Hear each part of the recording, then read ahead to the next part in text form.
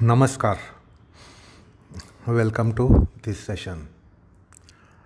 We are considering the seer principle, the Purushattva, the Atma-tattva, Atma Caitanya described in Yoga Sutra. Drashta drushimatraha shuddho api pratyaya. This is the sutra. Now, we were considering in the last time that although pure consciousness, precisely pure Cit-tattvam only, drushimatraha, yet pratyaya, yet there is metapsychological phenomenon whereby the vritti of the chitta is deemed to be taken as vritti of Atma Tattva. What is called as vritti sarupyam, identicality with the vrittis of Purusha, which is a seeming condition appearing because of a metapsychological phenomenon, and therein we were seeing the analogy of echo. Pratidhvani. Like pratidhvani, there is pratisam. Pratidhvani is echo, and we were considering that, which was discussed earlier in the first chapter itself, vrittisarupyam itaratra, that echo, where from one mountain range somebody shouts a sound which has a particular pitch, intonation, feeling, emotionality, and then after a while we get ditto emulation of all those aspects. Although there is no one on the opposite mountain range, but we get ditto emulation of the sound without a person on the mountain, without a sound box, without oral organ, without any emotion. Absolutely nothing of any kind of thing which is there when somebody really shouts for echo. But the echo is ditto emulation. So, in case of Purusha, the Shanta Ghora mood of vrittis, all which are actually in the Chitta, come back as a ricochet from Purushattva, Atma Tattva, and that is why there is identification with all those vrittis in Purushattva. So, suppose the Buddhi is in a Shantavastha, the Chitta is in a Shantavastha, placid state, quiet state, serene state, sober, quiet, serene state. Now that samvedana, that state is ditto gets ricocheted from Purushattva. And it seems therefore, since my mind is in Shantavastha, the Purusha too is in Shantavastha. That is called Paurusha Pratisamvedana.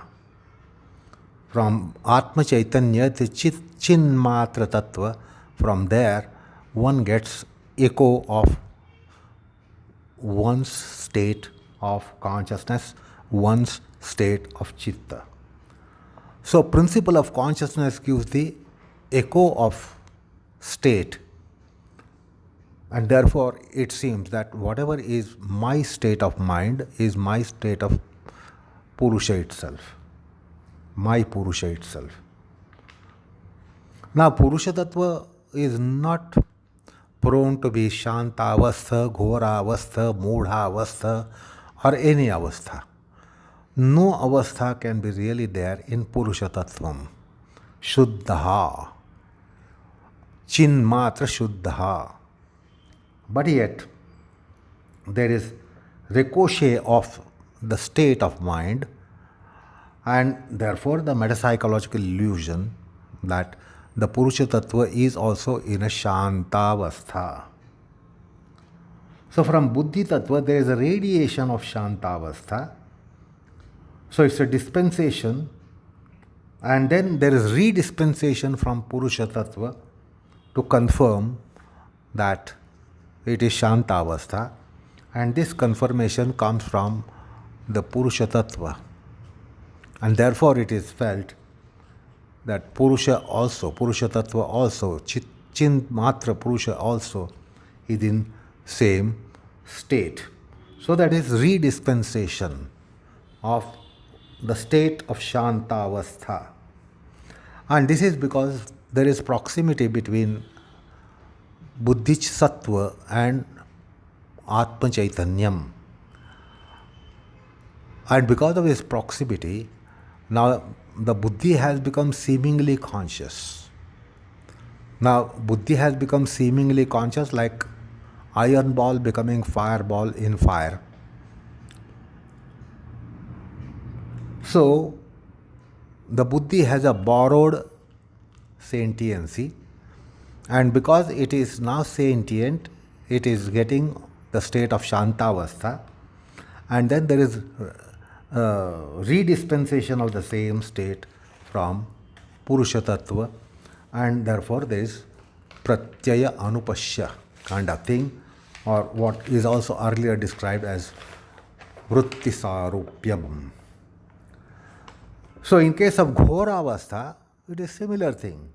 When the Buddhitattvam, which has become seemingly conscious, bhasamana Caitanyam, it gets the Ghora avastha. Immutable Purusha doesn't get any avastha. It has no avastha at all. But like echo of redispensation, echo in the form of redispensation comes from Purusha-tattva of Ghora avastha. Again, there is metapsychological imposition that Purusha also is in Ghora avastha. When the Buddhi can become Mudha avastha, this Shanta Ghora Mudha avastha because of Sattva Tamo gunas. Now when because of Tamo guna there is Mudha avastha in seemingly conscious Buddhitattvam, then that experience is transmitted to Purusha-tattvam, and then there is a retransmission of the same state from Purusha, giving a kind of confirmation that my mind being in Ghora avastha, the Purusha too is in Ghora avastha. So, like mirror, reflected and reflection. The mirror gives reflection of the reflected entity. So here it is not a mirror for object which is reflected in a mirror. Now here it is samvedana, state of mind. Because of sattva profusion there will be shanta avastha. Because of rajo profusion there will be ghora avastha. Because of tamo profusion there will be Mudha avastha. And therefore the Shanta Ghora Mudha avastha to which the Buddhitattva is vulnerable seems that the Purusha is also in identical state. So that is what is explained in Pratyayanupashya part of the sutra. So this is better psychological illusion. And that is why Vyasa clearly mentions that Purusha-tattva is Pratisamvedi of Buddhi. Purusha-tattva, Chinmatra-tattva is Pratisamvedi of Buddhitattva.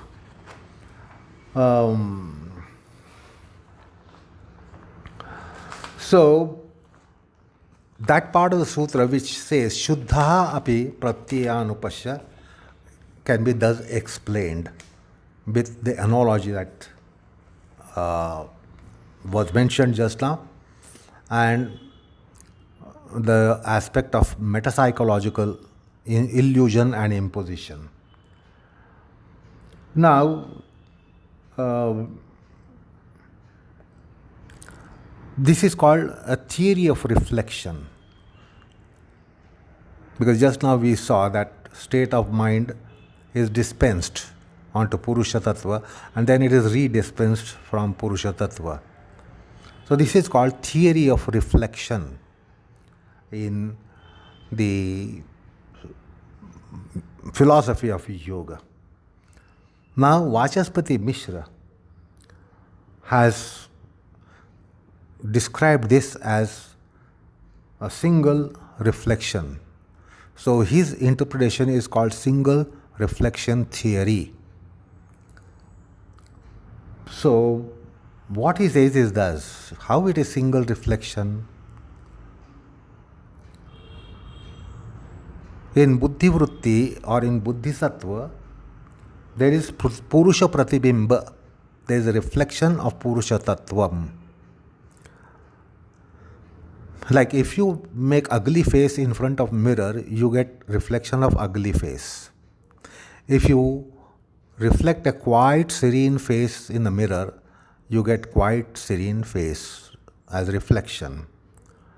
If you make a disfiguration of your face, you get disfigured reflection of your face. So as is your face, which you can either keep in a quiet, serene state or in a contorted, distorted state, or in a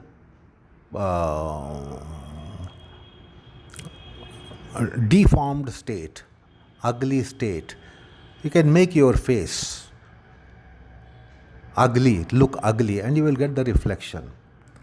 So there is a reflection of Purusha into Buddhi. That is there is Purusha Pratibimbam, reflection of Purusha into Buddhi. That's why it is called Cit-cha patti. In philosophy of Patanjali, it is called Cit-cha patti. Chid means Purusha Tattva, Atma Tattva. Chaya means a shadow or Pratibimbam, reflection, and therefore he interprets as one way Cit-cha patti, single reflection theory. That's why it is called single reflection theory. Now, why this happens? That in opinion of Vachaspati Mishra, the Purusha and Buddhitattva has sannidhi, proximity. And because of the proximity, there is a chaya or the shadow falling on Buddhi. And Purusha chaya, the shadow of Purusha, falls on Buddhitattvam.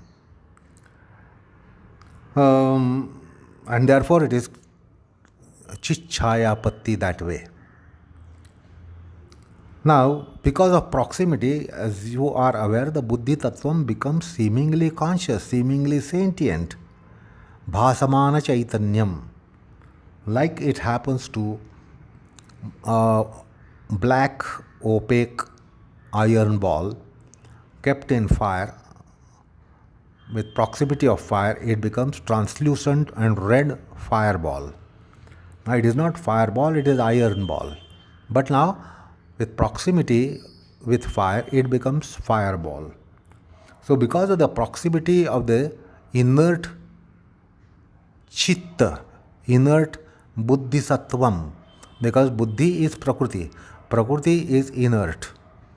So, although it is essentially inert, it is transformed into seemingly conscious state, like black, opaque iron ball becomes red and translucent. And that is why it tends to get a state such as Shanta Ghora Mudha. because of the Shanta Ghora Muda Dharma of Chitta. So those states are re-reflected by Purusha, from Purusha, and therefore there is identicality between Buddhi Vritti and Paurusheya Vritti. As a matter of fact, there is no Paurusheya Vritti. The Buddhi also really cannot get any Vritti because Buddhi is essentially inert, being Prakriti. But because of the proximity, because of being seemingly conscious, seemingly sentient, it gets the Vritti. And there is Vrittitattvam. And that Vrittitattvam is actually Bhoga in Karma Siddhanta. Because Purushatattva doesn't do any karma. But because of Vrittitattvam, the vice or virtue gets attached, experience gets attached.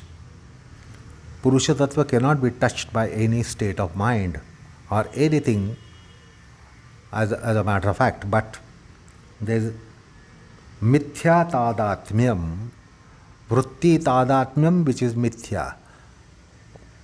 Vritti tadatmyam means identicality of vritti. Now there is actually no vritti at all. Neither the Buddhi can get a vritti nor Purusha can get a vritti. It is because Buddhi is Jada Tattva, Buddhi is inert, and Atma Tattva is immaculately Chinmatra. Therefore, it also cannot get a state, but because of the proximity, the Buddhi becomes seemingly conscious. Therefore, it gets a state of being, which is Shanta Ghora Mudha because of Sattva Raja Tama Guna influence. And then there is Mithya Tadatmyam, false similarity, and that is why the phenomenon of Pratyaya seems to be happening. Now this reflection is a constant reflection because the mind will be in some state or the other, absolutely without lap time, not even a moment of lap time. It is incessantly there. Entire lifespan and entire existence in bandha. Whether one is living or not non-living, whether one is living or dead, yet this will be there. The Buddhitattvam will be in some state or the other. And therefore, absolutely incessantly, this mithya tadatmyam or mithya vritti tadatmyam will be there. And this will be there until Sattva Purusha Anyatha Khyati, the Viveka Khyati. And this is what is Vachaspati Mishra's interpretation. This comes in Tattva Vaishari on Yoga Sutra 1.4 and Tattva Kaumani of Sankhya Karika on the fifth arya, fifth verse of Sankhya Karika. And this has been also interpretation of Aniruddha when he has a commentary called Vritti on Sankhya Sutra, and Sankhya Sutra happens to be 1.98. And Aniruddhacharya, one of the commentators on Sankhya Sutra, which is called as Sankhya Sutra Vritti, also adheres to Vachaspati Mishra's interpretation. Now let's try to examine this single reflection theory posited and advocated, postulated by Vachaspati Mishra and also followed by Aniruddha. So in this interpretation, the Arthakarita Buddhi, Arthakara Buddhi, the Buddhi will get all this Shanta Ghora Muda Vritti. Why? It is because arthakara. It will have a support of an object which gives a state of mind either shanta or ghora or mood. So that is called arthakarita buddhi. So there is an object for the mind to get a state. So because of object for Buddhitattva or because of object for chitta, the chitta gets a corresponding state. So that's called arthakarita buddhi, and there is similarity between arthakarita buddhi and purusha pratibimbam, reflection given by purusha. So that's the relationship between the two principles, and that is the locus of vritti sarupyam, mithya tadatmyam, mithya vritti tadatmyam. Basically, the buddhi needs to be arthakara. The chitta needs to be arthakarita. Then it will have a state of itself, which is shanta, ghora, moodha, etc. And then you get the reflection of it. Same state is reflected back from purusha tattva, from drashta, from drishimatraha.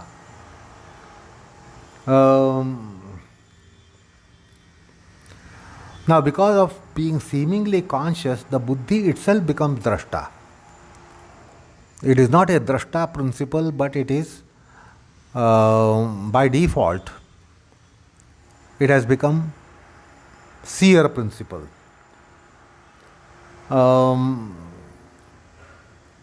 Now, in the argumentation of philosophical systems, this is called kartru karma dosha, contradiction in object and agent.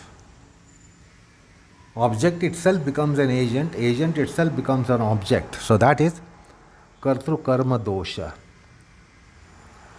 And if the power of reflecting is the power of Purusha, that is considered to be very swabhavika, very natural, that the Purusha is casting a reflection. Then in that case, the reflection would be constant. Because there is proximity between Buddhitattva and Purusha-tattva within the psyche. This proximity is constant, incessant. So therefore there will be a constant reflection. Like if you are keeping an object constantly in front of the mirror, as long as the object is in front of the mirror is not going to cease from giving a reflection. Now this is a constant proximity, and therefore there will be a constant reflection. Now if there is a constant reflection, then a moksham would be improbable. The moksha would be meaningless and also not feasible.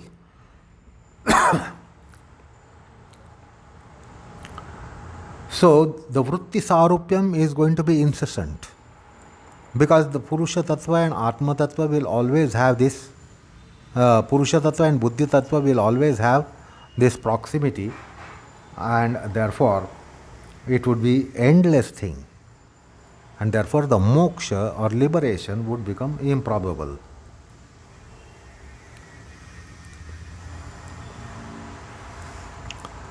So the examination tells us about this particular kind of defect that is in single reflection theory.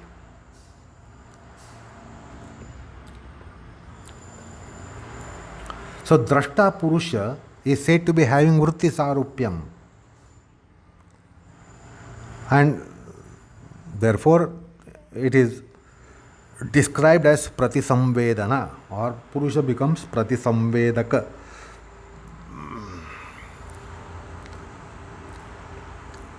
So there will be some kind of incompatibility.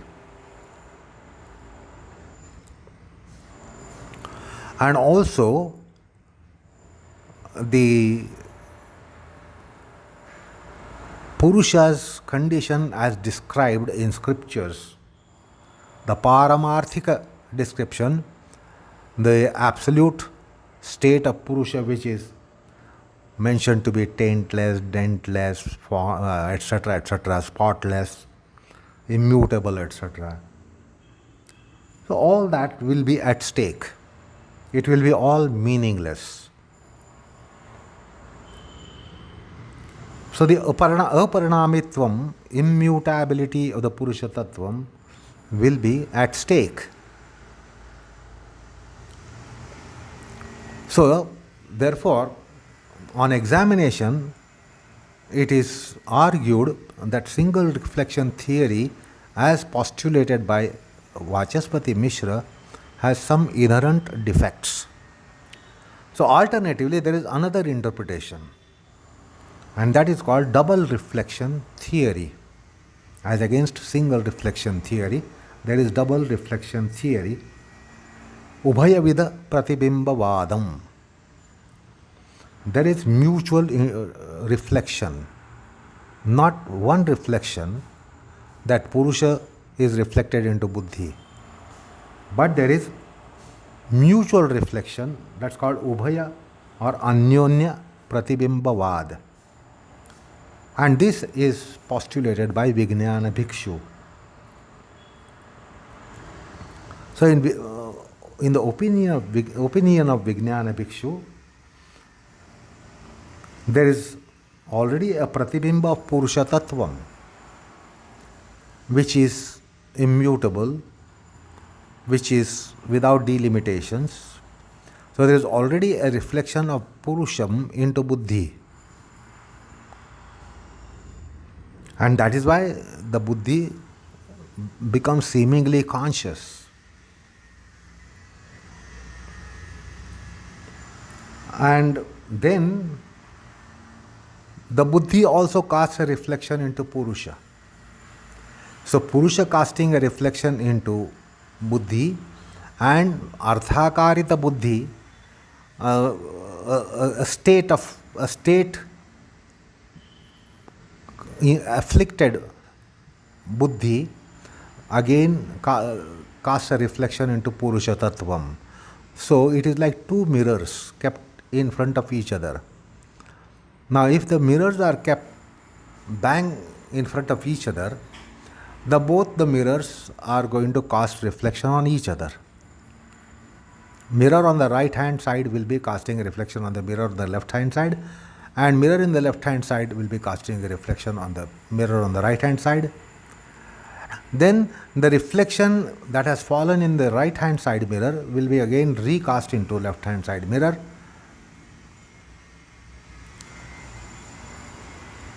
And the image that is caught in right hand side mirror will be reflected into left by the left hand side mirror, and there will be infinitude of reflections. Reflections, re-reflections, re-re-reflections, re-re-re-reflections, re-re-re-re-reflections. So this will happen when there are two mirrors kept opposite of each other, in front of each other, because both are capable of reflecting and being reflected entities. So both the mirrors will be playing a double role of being reflected and reflecting. Is that right? Because both are mirrors. And there will be infinite reflections cast on each other.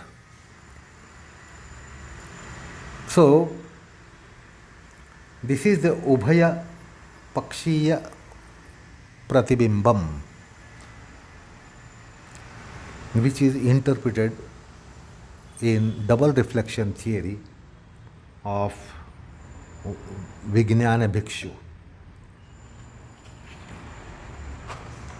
So,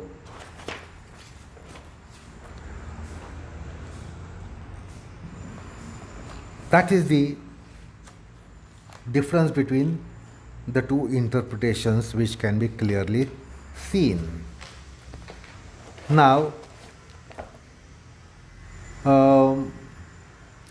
Purusha-tattva is reflected into Buddhitattva because of proximity, and then it becomes Bhasamana Caitanyam. Now that Bhasamana Caitanyam, seemingly conscious principle, is re-reflected into Purusha-tattva, and that is why the locus for the mix-up, because now both are similar. One is inherently conscious, the other one has become seemingly conscious. And therefore there is basis for a mix-up, imposition, because both are identical. Like when two objects are identical in their forms, we impose. We do not impose a dissimilar object.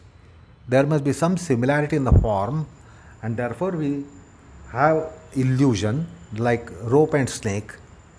So we can identify the similarity in the form of rope and snake. We don't try to impose an elephant on rope, because there is no similarity of form between elephant and a rope. So some similarity has to be there for imposition to happen. Now this is the basis that Buddhitattvam has become Bhasamana Caitanyam, and Bhasamana Caitanyam is capable of taking reflections, and therefore now there is similarity between Purusha-tattvam and Buddhitattvam. There is that basis for imposition. So there is abhedam to some extent between Chinmatra Tattva and Buddhitattva. And therefore there is basis for imposition. So this is how the double reflection theory has been put forth. So how vritti sarupyam comes to Purusha Tattva or Prati Samvedana from Purusha Tattva is to be understood by the reflection theories. And there are two theories offered, single reflection and double reflection. So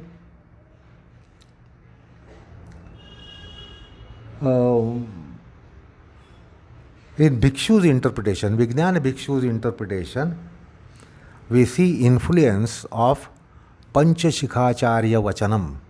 Panchashikhacharya was a Sankhya-charya, predating even Patanjali and Vyasa. And in his treatise, Panchashikha, we get this kind of interpretation. Now, of course, this Panchashikha statement is going to come later. We will be considering what Panchashikhacharya has said. But let me tell you that Panchashikhacharya's opinion has influenced Vijnana Bhikshu.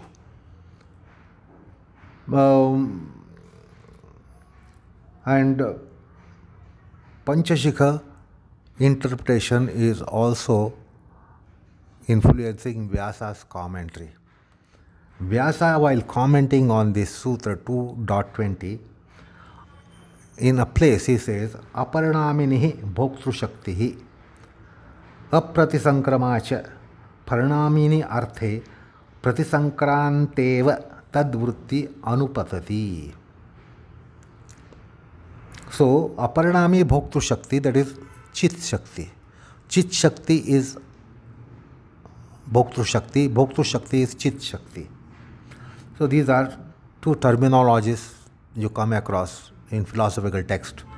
Purusham is Drashta. Drashta is Druk Shakti.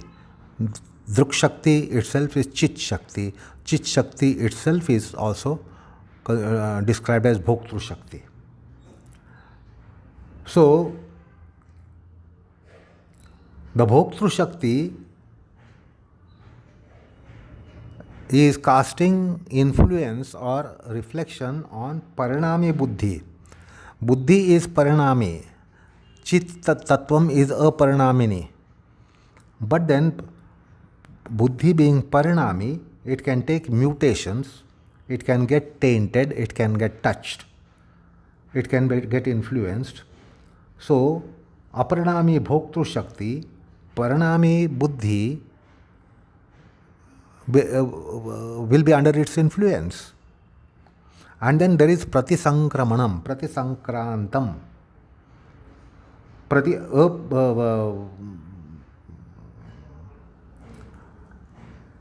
While the Purusha-tattva is apratisankranta, Purusha-tattva will not be getting anything, will not be touched by anything.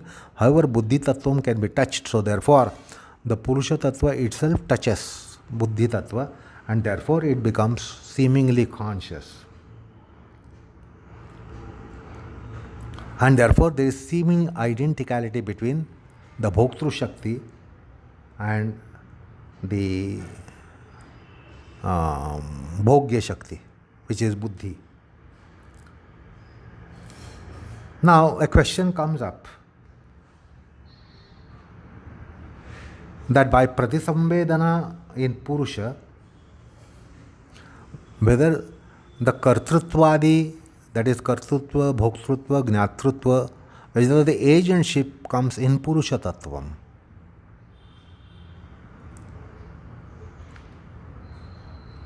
So this is a question comes to inquisitive mind. That because of these reflections, does the Purusha not become subjected to Kartrutvam, Bhoktrutvam, Gnyatrutvam? Agentship to know, agentship to experience. And Kartrutva, agentship to accomplish duties. That is Karma Kartrutva, Bhoktrutva of Sukha Dukkha, and Gnyatrutva, knowership. So whether it comes or doesn't come to Purusha Tattvam. Now, generally, in Sankhya philosophy, the Purusha has been held akarta. Purusha Tattva is akarta.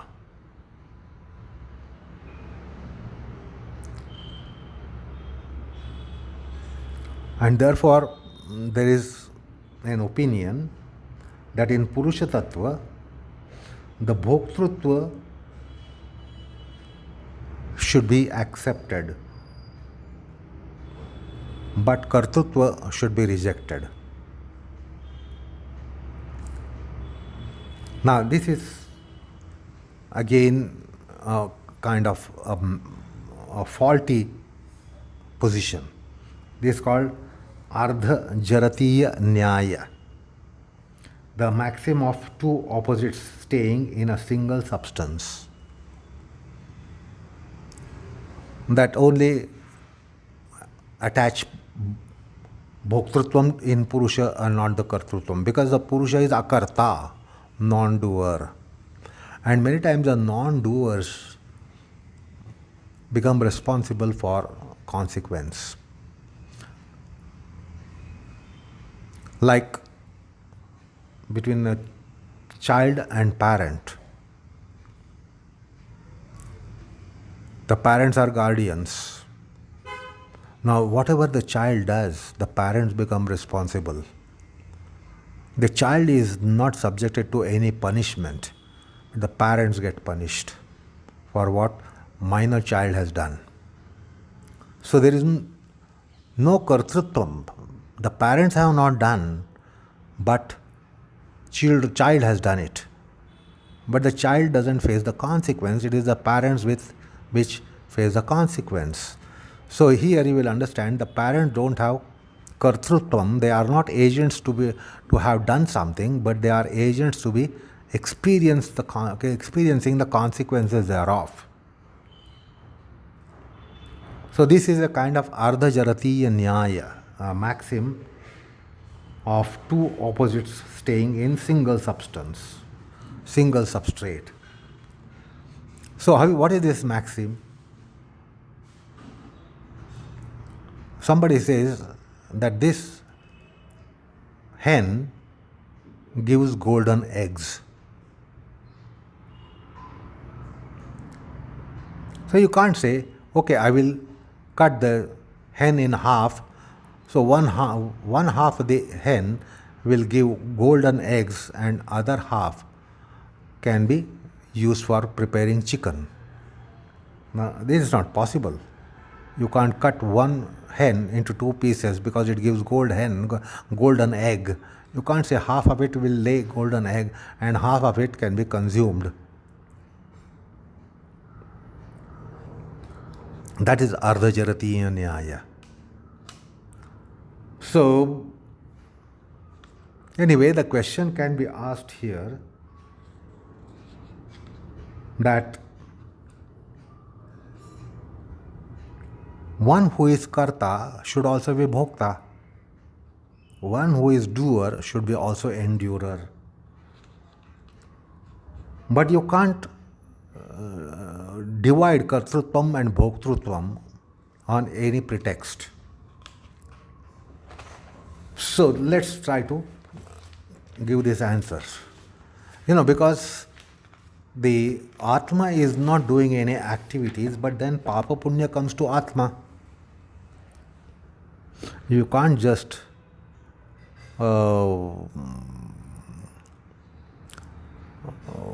say or claim that I am not responsible to anything because by nature I am non-doer. But we see that prayaschittam, atonement, expiation or punishment, the sukha dukha kind of phalas are to be experienced. So, the position here is that Purushatattvam is kutasthataya akarta, by being kutastha, by being residing in the whole assembly of consciousness, he is akarta.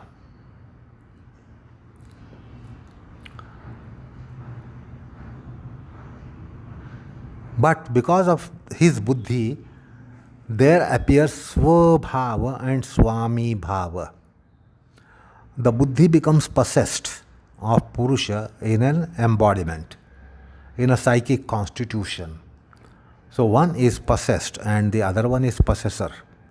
So Purushatattva becomes the possessor and the buddhi becomes possessed. So Swaswami Bhava comes, and therefore Purushatattva is also referred to as Swami. And the Buddhitattva is referred to as Swa, owner and owned. Owner is Purushatattva, and the Prakriti in its proximity is called owned. So we had seen earlier an example of king winning a battle and another king losing a battle. Now both of them actually were in their palace, were on their throne. It is their armies which fought the battle. And one of the armies was victorious and the other army was defeated. Now this victory or defeat is attributed to kings.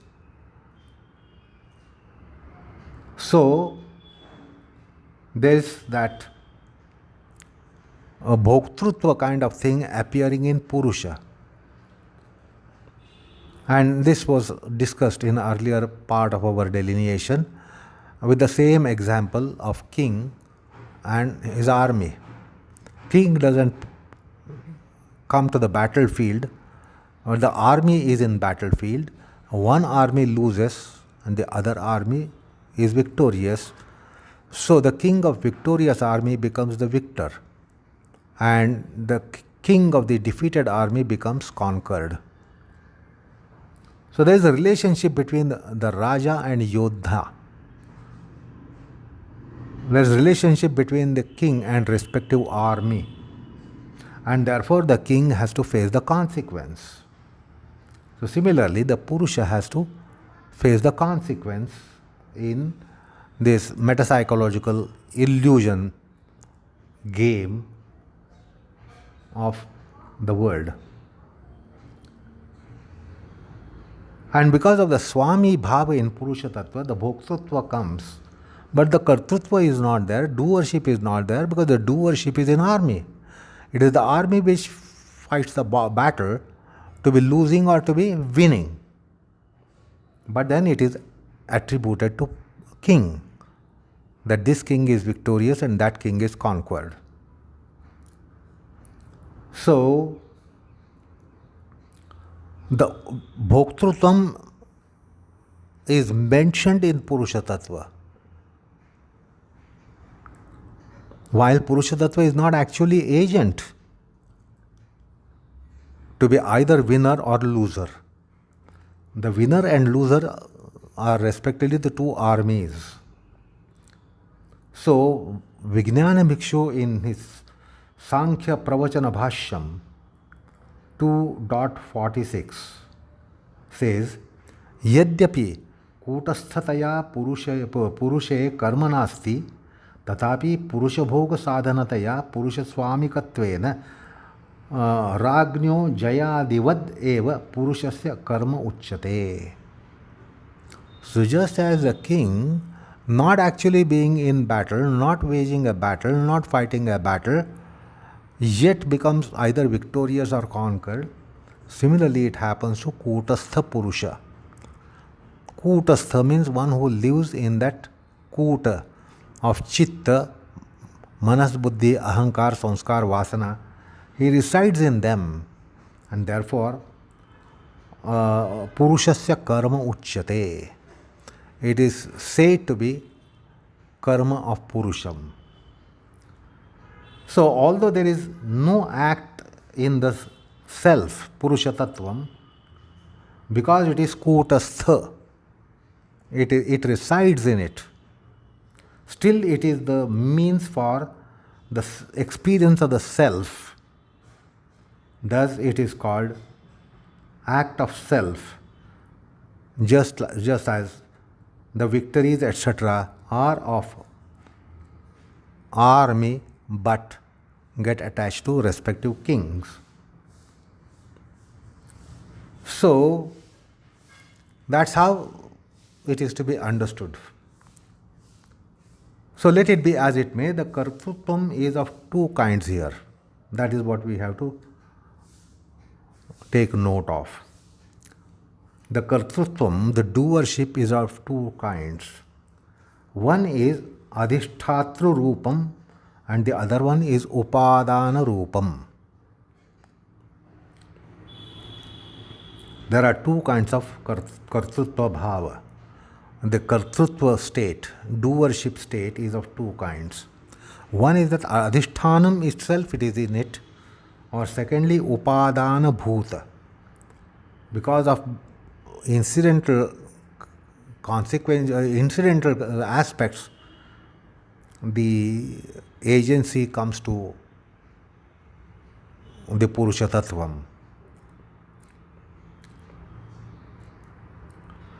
Actually, it is the whole samsara and samsarika vastus, ghatapatadi,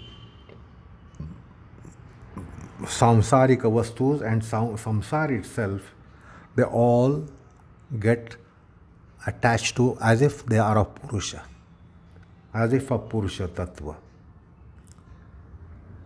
Now, the Prakriti is said to be Upadana Karanam, material cause of all the activities and experiences and consequences.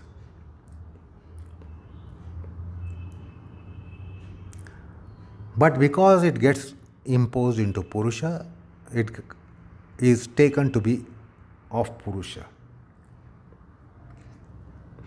And therefore, in Shastras,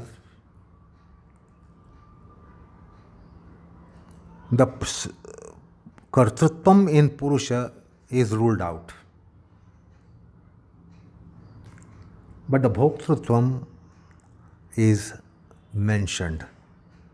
I recall the verse in Bhagavad Gita, na karoti na lipyate. This is pristine state of Purusha, and in that pristine state, essentially, na karoti na lipyate. Neither he does, neither gets touched by the fruits. So also, Bhagavad Gita elsewhere says, naiva kinchit karomi. Or elsewhere it says, prakrutehe kriyamanani gunaihi karmani sarvashaha. Gunaihi karmani sarvashaha. It is all the karmas are actually in gunas. Prakriti itself is kriyamana. Prakriti itself is doing everything. And sarvashaha, it is in gunas and prakritis.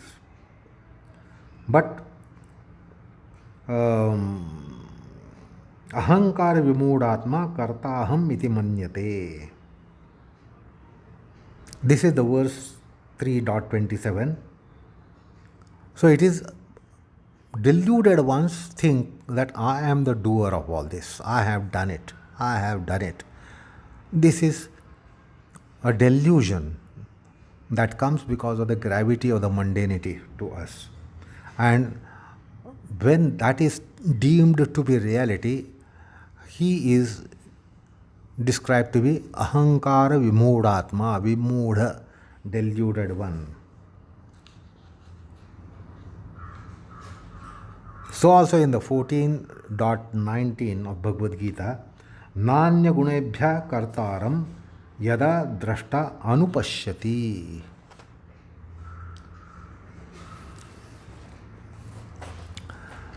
So,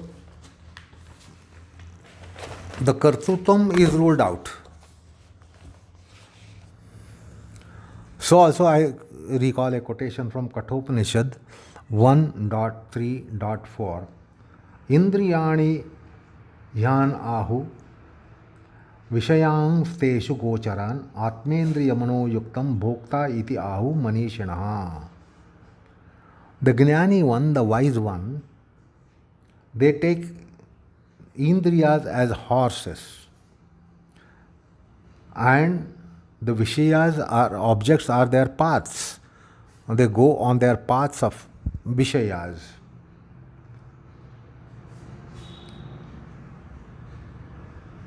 And one who is in the chariot,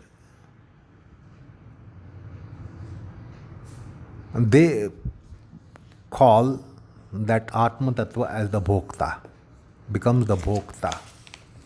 So Kartatva is ruled out, Bhoktrutva is mentioned. And more explicitly in Bhagavad Gita 13.20, Karya Karana Kartatve Hetuhu Prakriti Ruchyate Purusha Sukha Dukkhanam Bhoktrutve Hetu Ruchyate. So Kartatva is ruled out, Bhoktrutva is maintained in many of the scriptural statements.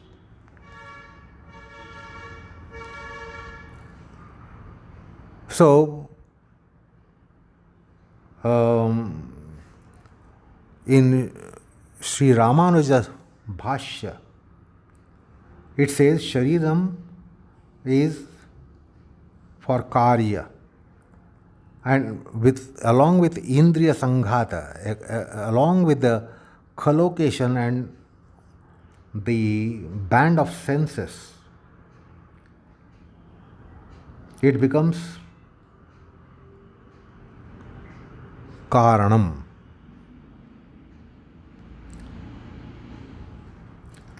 And therefore, this kind of description comes in Shastras so that one is prone to, or one is willing to go for reformation. But suppose it is held by someone that I am not at all touched by anything, that means one will not go for reformation at all.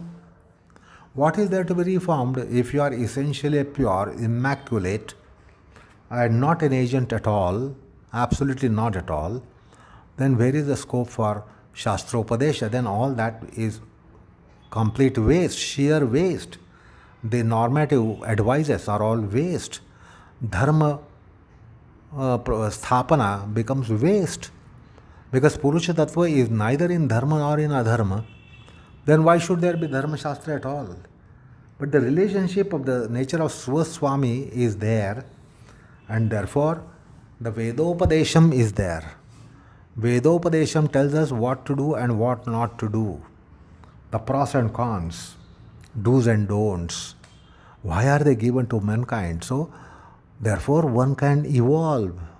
If one holds, after all, I am Atma Tattvam and then I am immutable, I am not responsible for anything, I am not the doer, I am not the knower, I am not the experiencer, then where is the scope for reformation, evolvement? Whereas the one has to be evolving. So I recall Ramanujacharya saying in 13.20 of Bhagavad Gita, Purushasya tu adhishtatruttvam eva tadapekshaya adhikam sharira adhisthana prayatna hetutvam eva hi purushasya kartrutvam. That is why there is kartrutvam in Purusha. Therefore, Vedas tell him, do this, don't do this. So the kartrutvam is adhishtatrutaha. As an adhishthanam, the Purusha has kartrutvam. Because of being a substrate of all business activity of life, being the substrate, adhishthanam, the kartrutvam is there. And the bhoktrutvam is pratibimbataya. The bhoktrutvam comes pratibimbataya, upadana rupa. So as we said earlier, adhishthanataya and upadanataya. So kartrutvam is adhishthanataya and bhoktrutvam is upadanataya. So kartrutvam, bhoktrutvam in some way or the other get mentioned in Purushatattva. And therefore there is need for viveka jnanam, viveka sakshatkar or viveka khyati. So we have tried to cover the reflection theory Cit-cha patti in today's session. And I think that should be enough for the time being. Let us proceed further in delineation of the sutra, but that is next time. Namaskar all of you.